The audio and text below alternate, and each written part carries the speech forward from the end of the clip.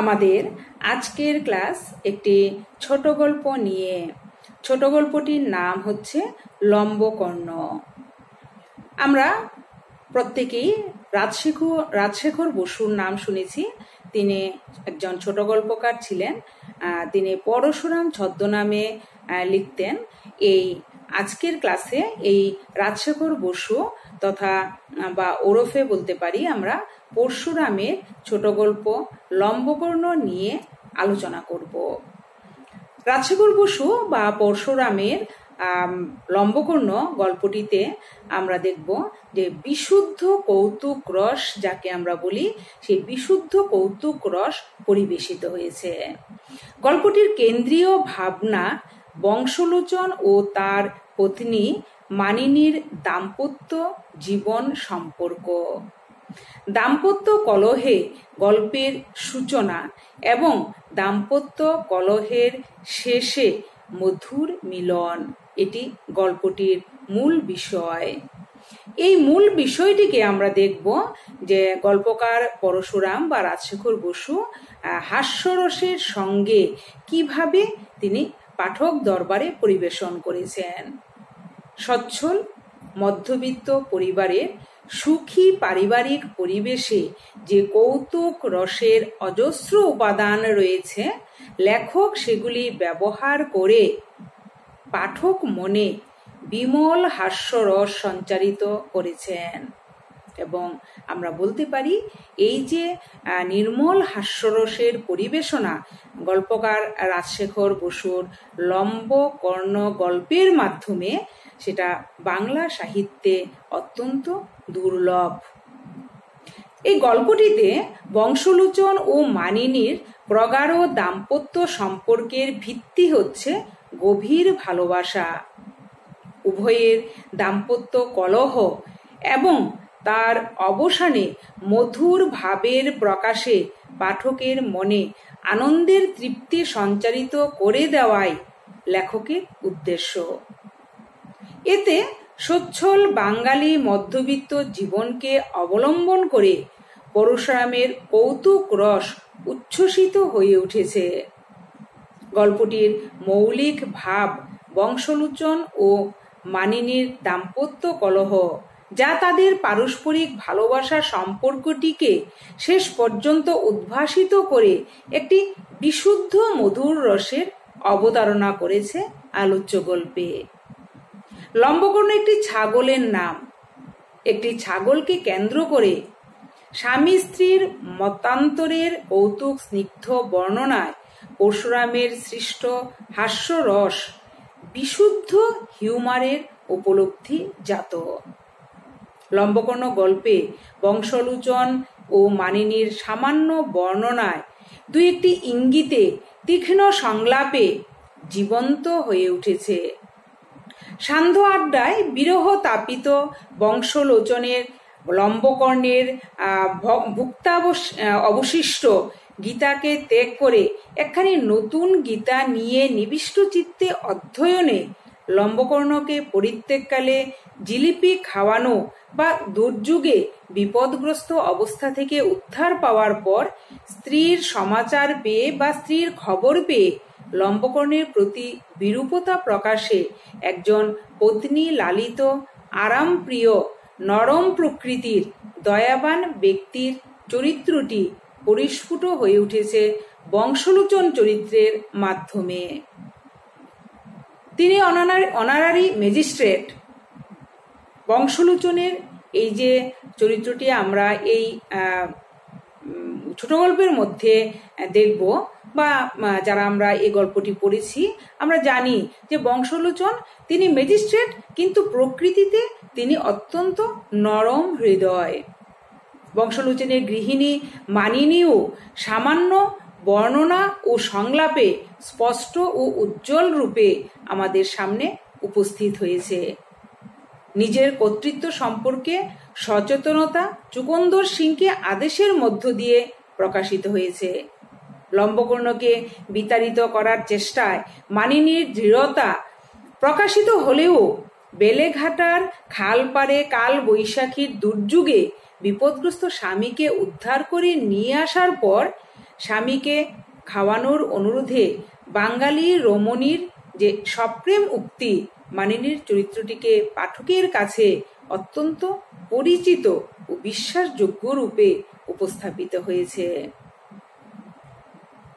লম্বকর্ণ চরিত্রের গল্পের যে অন্যান্য চরিত্রগুলো রয়েছে বংশলোচন এবং মানিনী ছাড়াও এই এবং স্বয়ং লম্বকর্ণ ছাগল লম্বকর্ণ ছাড়াও এই গল্পের মধ্যে আরও অনেকগুলি চরিত্র রয়েছে। সেই চরিত্রগুলিও খুব সুন্দরভাবে চিত্রিত হয়েছে ছোট গল্পের মধ্যে। বংশলোচনের শ্যালক নগেন ও ভাগ্নে উদয় তার আশ্রিত এবং পরস্পরের প্রতি একটা বিরোধী মনোভাবের অধিকারী এবং বিরোধী মনোভাব পোষণ করে তারা। দুই একটি সংলাপে বংশলোচনের বন্ধু বিনোদ উকিলের বুদ্ধিদীপ্ত পরিহাস রসিক যে চরিত্রটি তার রয়েছে সেই বন্ধু বিনোদ উকিলের, তাও কিন্তু আমরা দেখি এই লম্বকর্ণ ছোট গল্পের মধ্যে খুব চমৎকারভাবে বা খুব সুন্দরভাবে ফুটে উঠেছে।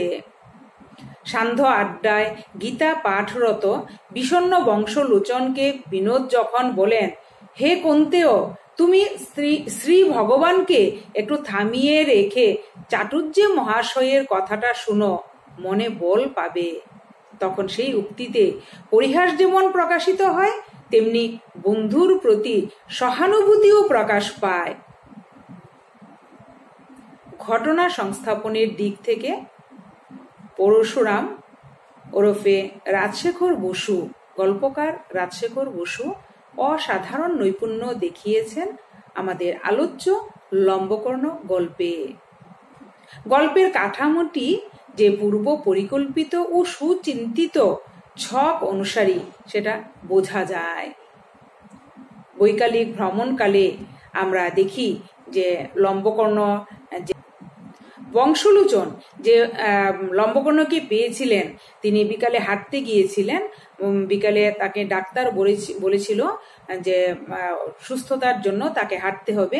তিনি বৈকালিক ভ্রমণে গিয়েছিলেন বা হাঁটতে গিয়েছিলেন, সেই সময় তিনি লম্বকর্ণকে পেয়েছিলেন এবং এই যে বৈকালিক ভ্রমণকালে বংশলোচনের লম্বকর্ণকে লাভ করার মধ্য দিয়ে যেই ঘটনা দিয়ে এই লম্বকর্ণ গল্পটি শুরু হয়েছে।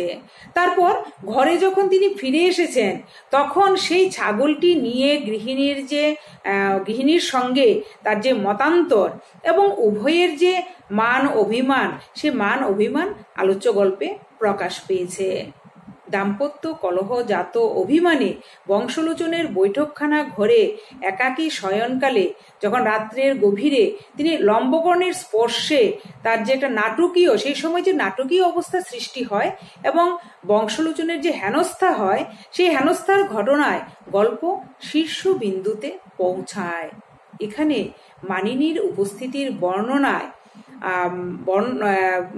দাম্পত্য কলহের যে তখন পর্যন্ত পুরো গল্পটাতে আমরা দেখি যে এই দুটি চরিত্রের বংশলোচন এবং মানিনী, এই দুটি চরিত্রের বা এদের যে দাম্পত্য কলহ, সেই দাম্পত্য কলহের অবসানের একটা ইঙ্গিত পাওয়া যায় যখন বংশলোচন রাত্রিবেলা ঘুমিয়েছিলেন এবং যখন ঠান্ডা লাগছিল তখন সেই লম্বকর্ণ সে গীতার 3টি অধ্যায় খেয়ে ফেলেছিল, তেলের প্রদীপের তেলটা খেয়ে ফেলেছিল এবং বাতি নিভে গেছিল। তখন সেই অন্ধকারের মধ্যে সে লম্বকর্ণ সে বংশলোচনের বিছানায় ঢুকে যায় এবং এর ফলে যে একটা নাটকীয় ঘটনার সৃষ্টি হয় এবং সেখানে যখন মানিনী উপস্থিত হন সেই বর্ণনায় দেখা যায় যে তাদের দাম্পত্য যে কলহ এতদিন চলছিল ছাগল লম্বকর্ণকে নিয়ে, তার একটা অবসানের ইঙ্গিত পাওয়া যায়। লম্বকর্ণকে কোন সহৃদয় গ্রহীতার কাছে হস্তান্তরের প্রচেষ্টার ফলে বেলেঘাটা কেরোসিন ব্যান্ডের আগমনে গল্পে কৌতুক রসের প্রাচুর্য দেখা যায়। পরের ঘটনায় বংশলোচনকে লম্বকর্ণের দুষ্কর্মের জন্য লাটু বাবুদের কাছে অর্থ খেসারত দিতে হলো।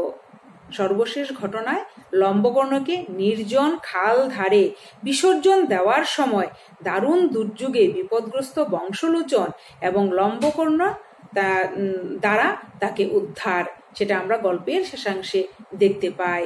দাম্পত্য কলহের তখন সম্পূর্ণ অবসান হয়, শেষ হয়, এবং শেষে দেখা যায় যে বংশলোচন এবং মানিনীর অর্থাৎ স্বামী স্ত্রীর পুনর্মিলন এখানে অঙ্কিত হয়েছে। গল্পের এই ঘটনাগুলির কোনোটি অবান্তর বা অপ্রাসঙ্গিক নয়। ঘটনাগুলি কাহিনীকে কৌতূহল উদ্দীপক ও বিশ্বাসযোগ্য করে তুলেছে এবং সঙ্গে সঙ্গে অনাবিল হাস্যরস প্রবাহিত করে দিয়ে গল্পটিকে রসগর্ভ করে তুলেছে। বেলেঘাটা কেরোসিন ব্যান্ডের ব্যান্ড মাস্টার লাটুবাবু ও তার 3 জন সাকরেদের সংলাপে কৌতুকরস পরিবেশিত হয়েছে। ব্যান্ড মাস্টার লাটুবাবুর চেহারা ও পোশাকের বর্ণনায় হাস্যরসের প্রকাশ লক্ষ্য করা যায়। বংশলোচনের বৈঠকখানার সান্ধ্য আড্ডায় সবচেয়ে সতেজ ও বুদ্ধিদীপ্ত বন্ধুবর বিনোদ উকিলের রসবোধ বিভিন্ন ক্ষুরধার ও রসাল মন্তব্যে প্রকাশ পায়। তিনি বেশি কথা বলেন না, কিন্তু 2-1টি সরস মন্তব্যে হাস্যরস অবারিত করে দেন। বংশলোচনের দূর সম্পর্কের ভাগ্নে স্ত্রৈণ উদয় প্রতি কথায় নিজের স্ত্রীর উল্লেখ করায় বংশলোচনের আশ্রিত শ্যালক নগেন তাকে তীক্ষ্ণ খোঁচা দেয়। তাদের এই বিরোধ সান্ধ্য আড্ডায় একটি বিশেষ উপভোগ্য বস্তু। বিশেষ করে উদয়ের নিজের স্ত্রীর সম্পর্কে অতিশয়োক্তি বিশেষ কৌতুকাবহ হয়ে উঠেছে আলোচ্য গল্পে। বংশলোচনের অপর এক পারিষদ হচ্ছে চাটুর্যে। তিনি সুযোগ পেলে আষাঢ়ে গল্প ফেঁদে আসর মাত করার চেষ্টা করেন এবং গাল গল্পে তার মুন্সিয়ানা আড্ডায় প্রাণ প্রতিষ্ঠা বিশেষ সহায়ক হয় এবং তা ভারাক্রান্ত মনকে কমিক রিলিফ দেয়। বংশলোচন মানিনীর দাম্পত্য কলহে লম্বকর্ণের উপস্থাপনায় তাকে একটি পরম আস্বাদ্য বিমল হাস্যরসে সিঞ্চিত কাহিনীরূপে বয়ন করে পরশুরাম এক প্রথম শ্রেণীর সাহিত্যিক প্রতিভার পরিচয় দিয়েছেন আমরা বলতে পারি। নির্মল হাস্যরস বা নির্মল কৌতুক রস আমরা পরশুরামের এই আমাদের যে আজকের আলোচ্য গল্প লম্বকর্ণের মধ্যে আমরা পাই।